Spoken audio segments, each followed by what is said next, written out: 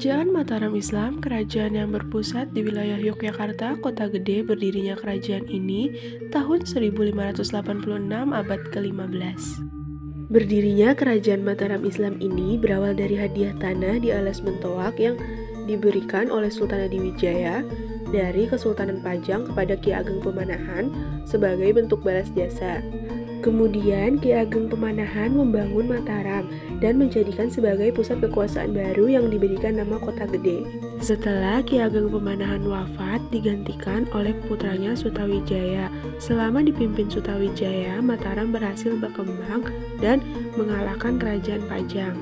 Demikian Sutawijaya naik tahta setelah merebut wilayah Pajang dari Hadiwijaya dengan gelar Panembahan Senopati. Silsilah Raja-Raja Kerajaan Mataram Islam. Yang pertama, Sutawijaya atau Panembahan Senopati di tahun 1584 sampai 1601. Ia pendiri sekaligus Sultan pertama. Ia berhasil menaklukkan beberapa wilayah dan berhasil menguasai daerah Priangan. Yang kedua, Raden Mas Jolang atau Panembahan Seda ing Krapyak di tahun 1601 sampai 1613. Ia adalah putra dari Panembahan Senopati. Pada masa pemerintahannya, ia dikenal sebagai seorang sultan yang ahli dalam menyelesaikan pemberontakan.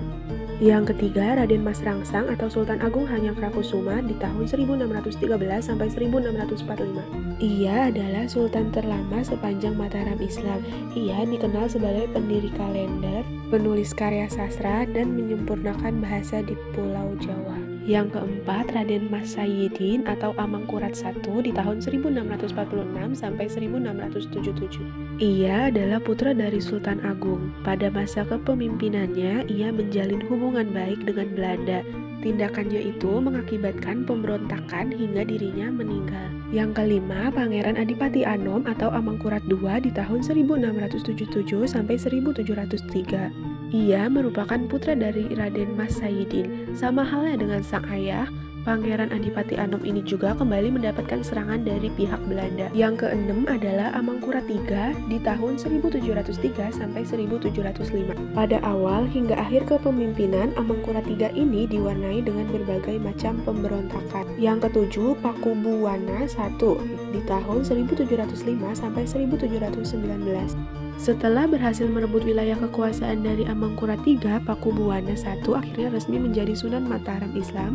Yang ke-8 adalah Raden Mas Suryaputra atau Amangkurat IV di tahun 1719 sampai 1726. Raden Mas Suryaputra merupakan putra dari Pakubuwana I yang memilih menggunakan gelar Amangkurat.